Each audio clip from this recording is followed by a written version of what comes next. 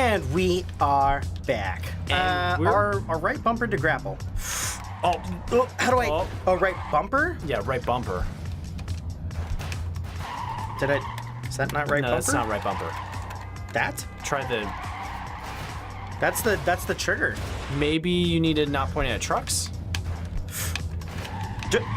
No, it's like at a truck it lights up. Look. Oh, it is left bumper. What? Okay, why did it say right bumper? Anyway, whatever. Sam's been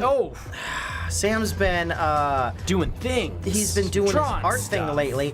I made fun of you today because you mentioned Pyramid Head in the Salt and Sanctuary thing. Yes. And then Sam drew tell me about the character. It was an African totem African tribe dancer. It was shot, the pictures from I think 1918 or something of that nature. It was a black and white photo. Shit, and it was a guy with a giant circular mask that encompassed his whole face, and you couldn't even see his face. Kind of looks like a drum if you took the drum heads off of stuff. Yeah, it's almost like a cylinder. Okay, that can miss. You'd be like Spider-Man.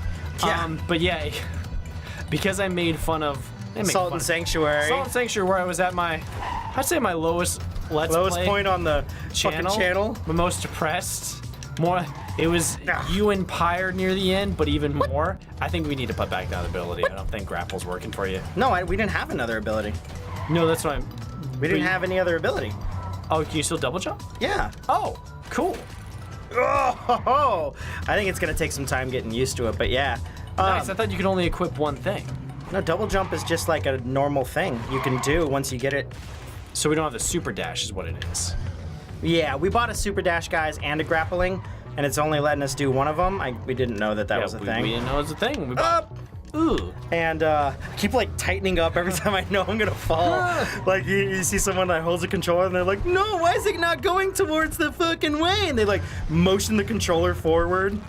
I'm doing that where I'm just tightening up. Jeez. But yeah. Sam's doing a 30-day character art thing. So you you find a live action. Okay, so how it all started is, if most people don't know, there's a thing called Inktober, and I'll do that as well. It was started by Jake Parker, who's a really awesome comic book, an art illustrator, graphic novelist, yada yada yada. He kind of does a bunch of stuff. Does stuff for animation. But he's awesome. So he started a challenge called Inktober, where he wanted to get better at inking. He wanted to find some kind of way of forcing himself to do work. And artists typically will create challenges just as a way to make ourselves creatively push our boundaries. Because if we don't find new ways of keeping us on task, we'll never do things. You gotta. Yeah, you're fucking artists. We set different sets of goals for us to go for. And I always did Inktober, and it's kind of what got me into inking traditionally, because I was always a little bummed that I was never really good with. I was never really good at traditional drawing. I did it a lot when I was a kid. I would work with pencils, and that was all I had. But when I got into college, digital art was becoming the thing. It was the way to be. It was what everything was being done. Everything had been... Digital art, it's cheaper in the long run. In the long run, it's cheaper, and the best thing about digital art, it's got range on it. You don't have to pay for materials. That's what I'm saying, for the program in your set. If you don't have to worry about, to do that. Do I have a red color pencil? Yes, but I don't have a purple one. I guess I can't color it purple like I wanted to. You're never scrounging around for things. So in college, I just taught myself how to paint, not paint, but work digitally and draw digitally. Damn, it's not working. On my little tiny tablet that I had that wasn't even on the screen. I have a fancy one. You're little Wacom one now? Little Wacom 4x6 one that I used for years. And I learned how to do completely on my own. I didn't take digital classes where I learned other stuff, but by then I kind of knew what I was doing, and my teachers want to go man, you're fine. Just keep on doing it. You can improve a little bit here and there, but shit, I like your stuff, kid. Keep on going. you got the fucking shit. You got the skill to be able to be one of the students I fuck at the end of the year. Yeah, that's exactly what I wanted. So I always learned digital, but when Inktober and I learned about that, I started doing the challenge and really getting a handle on inking. Oh, they go across. So now I've made That's just silly. on purpose that my Instagram is pretty much all traditional art for the most. I've tried to always challenge myself to do more traditional stuff. During D&D, I'll always be working on some new little illustration. But my mentor, friend / old teacher, who is also named Chris, wanted to do his own challenge. Is it just me? It isn't just you. Is it me just being awesome? Damn, I have to hang on a little bit longer. But he wanted to make his own challenge because he's always pushing himself. He does Inktober as well. He's about 10 years older than me, or something like that. 10, 15 years older than me, I think. Yeah. But he wanted to create his own challenge, and I've been going to his workshops, and we've become really good friends since I've graduated. He's like, hey man, I would really like to do this challenge, but I want other people to do it with me, because when you have more people doing the challenge, it's more fun. You feel it's more fun, and you feel obligated because other people are doing it too, and you don't want to let your friends down. Yeah, there's and there's also the challenge aspect of like, can I keep up with this? Can I do one every day? So he wanted. You have been. Yeah, he wanted. I mean, I fell behind because I was so busy with it in school, but I've been working my way and catching back up with it. But he wanted to create a challenge called 30-Minute Character Challenge. So he made a huge Pinterest library full of different reference images that we can look at. So everyone does like something that's in that reference list? They can choose other stuff if they want, but certain people become moderators of that Pinterest list. Like, I'm a moderator. Well, here we go. My friend Brian is a moderator. Chris is a moderator. I don't know how many people are, but he let the power of being moderator to a few people. It's like, because he's like, you guys have good taste in reference. You guys go ahead, add more stuff to it, and we'll just have. The thing is just thousands of images off Pinterest. Okay. And the idea is that way you don't have to look and try and find something. You can just mosey on through the list and find what you like, and then do an image based on that. I really can't do that. I have to go straight through. Yeah. So you found the drum pyramid head African. So I found the drum pyramid warrior head. dude. It's probably about my 17th drawing in the list of 39? people. And I've had this toned paper sketch pad for a while going, hey man, I would like to do more work on tone paper, because after doing all my Inktober stuff on Bristol board, which is a kind of thicker paper that really holds ink. Tone paper is kind of cool. For what you don't know, tone paper is basically, you know those paper bags you would get at a grocery store? Yeah. It's basically that kind of material. So it's got like a texture? Yeah, it's got a texture to it. It's got a little brown. It's usually a good recycled papery paper. texture. Good papery texture. And it forces you to be specific with your color choices, because colors get absorbed and they change based on it. So it's an extra layer of depth. But it also adds an interesting element to the paper. You almost had it. And I wanted to fill that thing up, and this seemed like the perfect thing, because he wanted to make a challenge called 30-Minute Character Challenge, where you take a reference image, and you do this as an artist. Reference is your biggest key, and I would always press at my students, go, it's not cheating to use reference. Everyone use every artist. Well, yeah, you need to. You don't have perfect reference of the human body and shit in your mind at all times. Human body is one thing, because you build cultural You draw the human body so much, you eventually learn it. But when it comes to certain things, even things you're well acquainted with, eventually you'll build up a library in your head. But using reference is always better, because drawing from real life is just it sparks your imagination, and it makes you more ready and more willing to you kind of get the repertoire in there. Yeah, it gives you starting off points, so you're just not on a blank page staring going, what the hell am I supposed to draw? Every time I start an illustration, I'm like, is this even gonna work? Is this gonna happen? Is this actually gonna come together? This looks like shit. And I always have to tell myself, I say that every time. I know that it'll look good when it's You get like done. weird imposter syndrome. You're like, this isn't fucking right. Because especially with my style, if you look at please. When I traditionally Yes. Nice. When I traditionally ink, it looks a bit better, but when I digitally ink, it always looks kind of weird when you first don't look at it, because I leave. Oh my goodness. I don't ink a lot. My character lines are very usually simplified. I have a very simple style in a lot of ways. Yeah. And I usually make up a lot of that in color and shadows and lighting and other stuff of that nature in my illustration work. So that's where a lot of the strength comes. So I know it's like, if I keep up with this, I know it's gonna look good when it's done. It looks wonky right now, and the face looks boring. Because it's unfinished. But if I add my shadows and highlights and all the other stuff I do and add more details later, it's gonna look really good. But and it generally always does. Yeah, and it generally does turn out fine. There's a couple of them I'm kind of like, Sam, what happened? Yeah. Totally. But I mean, like, you draw enough of them, they all can't be fucking 10 out of 10. Sometimes they're 9 out of 10s. Exactly. Sometimes they are 9 out of 10s. How dare you not do something that's awesome? Fucking. Wasn't ready for that. But yeah, the 30-minute character challenge. So I usually go 30, 45 minutes because I do mine in color. Because when I do a challenge, he's like, yeah, I don't want it to take up a lot of people's time. We'll make it 30 minutes long. Not a big deal. It doesn't waste a lot of time. Just do it in black and white or do whatever you feel comfortable. I'm like, nah. Does it have to be on the paper type that you said, or no?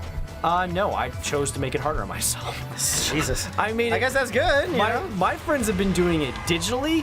Fuck. So they've been easy to compose theirs and make it. I'm doing mine in a small sketchbook, and I think it's 5 by 5, maybe 4 by 6, 4 by 7, something of that nature. It's not too big. It's a small little notebook. My friends are doing it digitally. They're just pumping. So that's a little easier. They're just doing it in black.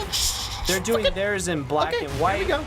I'm deciding. It's like, nah, man. I'm gonna draw. Make it hard on myself. I'm gonna draw it in pencil. I'm gonna ink it.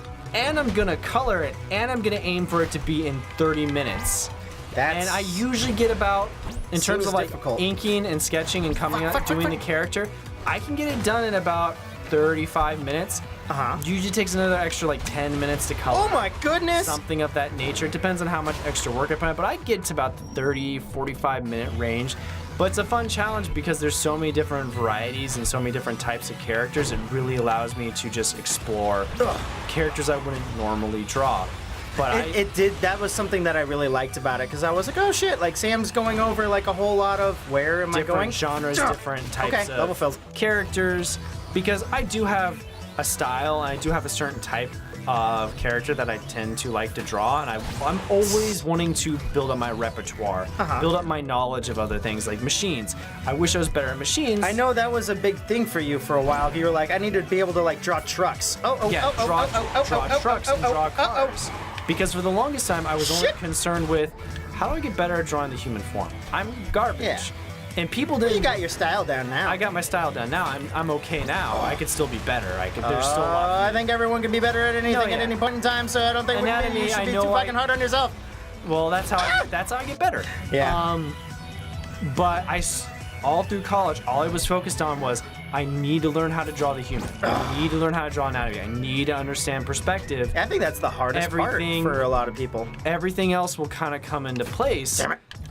And then at a certain Trying to be point, fucking tricky. kind of after out of college, after I realized I want to be a more fleshed out artist, and I still feel that way, I knew I needed to get better at drawing vehicles, and I needed to get better at drawing animals, because I've been focused so on the human form. I was like, I don't want to be a one-dimensional artist. I don't want to be character dimensional only. This is not a direct knock against anybody before I say it, but I don't want to be one of those guys that all they draw is anime heads and that's it. You never see them do anything else. I want to have variety. I want someone to see my work and be like, shit, he can do different styles. He can draw trucks, he can draw vehicles, he can draw backgrounds, he can draw characters. All in your style though, right? In multiple styles. And I can, sure in my style, but be able to go, hey, he can draw like Steven Universe, or he can draw his style in Adventure Time. Cal Arts. Yeah, or Cal Arts. I want to be known as, not as a chameleon, I want to have my own distinct style, which I do, but I want also people to know, hey, I'm flexible, dude. I can do difference. I can change what I look. Yes, it will always feel like my look, because even as an artist, when you draw different styles, you can't hide certain details about your work. You can make it look more like that, but even when you're designing in the style of a show, when you're working on, your style will still shine through, even if it's in that style. Yeah. It's always apparent when a certain artist is storyboarding a segment or they're drawing certain characters, like, oh, that's one of his creations. Because even though it's in the style of Adventure Time, you can tell enough with enough like looking at it, knowledge of how to tell. Like someone's like, oh, he always does his hands like in this fashion, or you know. Because I've been working on my portfolio lately and been drawing stuff in different styles, some stuff like OKKO and some of the popular shows. I took one of my characters and I'm just trying to build up my portfolio and hopefully get more work because of it. But yeah, the character challenge is great for that aspect. I don't really try and do other styles. I am trying to push my shapes a bit more with some of the newer ones I've been doing. Shapes? Just when you're doing character design, shape theory is a lot of it. If you look at The Incredibles, and other certain characters. Every character is kind of, they have a different shape to them. I get you. Girl is kind of almost like two curves. She's basically that. You look at Violet, she's literally just a stick. She's a very thin up and down character. Bob is a triangle in a lot of ways. Dash is like a small Makes sense rectangle. though, right? For you said like shape theory. Usually when you're building characters, you have a lot more time to kind of develop them and look at them and go through them. Oh Jesus! And really kind of push their exaggeration, because something similar to what Overwatch does, silhouettes are huge. Oh my goodness! When you're doing character designs, the more a silhouette looks like another silhouette, the harder it is for someone to immediately know that's that character. I know who that is. And that's why certain games. I get the importance behind it. Like right here, it's like there's so much shit going on. Oh, I guess I use. That's why all the trucks in this game are exactly the same. They're the same color. They're exactly the same. Yeah. Nothing else on screen is really that color. Yeah. Or that. I mean, other than the white sky. So for the most part, you know exactly where you're supposed to go, and that's why. I mean, some people talk about. Don't do it! There's been a lot of games that have tried to emulate what Overwatch did, but they fail to realize shape theory. You do those highly detailed models. Donkey actually has a really great video on it. Donkey? Where he talks about Halo and graphics. And he has this comedic take to it, but he goes over the remastered Halo edition. He goes, hey, look at Halo 1. Look how simple everything is. Look at the simple geometry. Look at the simple colors. You know immediately that guy's red. He's stronger than that guy who's now blue. And everything's easy for you to tell. You can distinctly tell who I'm supposed to shoot, where I'm supposed to go, how this hallway. And then you look at the remastered edition, and it looks really nice, but it looks like you're watching a Transformers movie where everything is, you can't tell what's going on because there's just blobs of shapes and colors meshing together. There's it's a hodgepodge. They wanted action more than they wanted like continuity or being able to interact with things. Exactly. Like instinctually, kind of.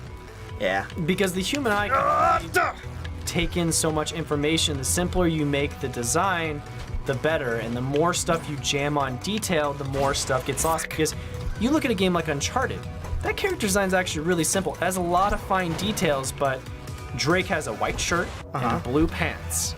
And yeah, he may have a medallion and he may have like a belt that's really fancy, but they don't jam a lot of shit on that character, but he's instantly recognizable. You see that character and like you could be, oh, he's that action hero. Like, I don't know.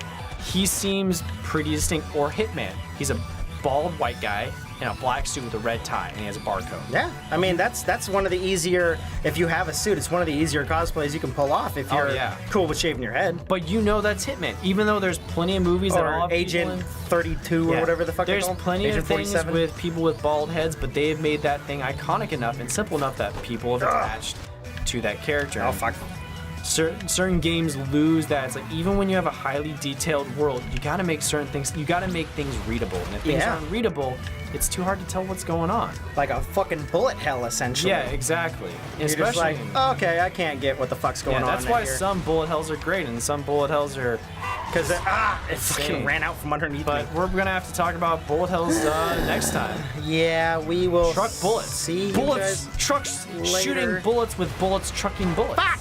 Later, next time, guys. It is now significantly harder. Oh yeah, much harder. Do you want me to try and take over the next time? Yeah, we fucking can. Nice. Let me wipe down the controller for you. Yeah, and that would be appreciated. I know you like the lube, but I did a little self lube for you. It's a little too much. Too much lube. There is such thing like as too much lube. 60%. 60% too much lube.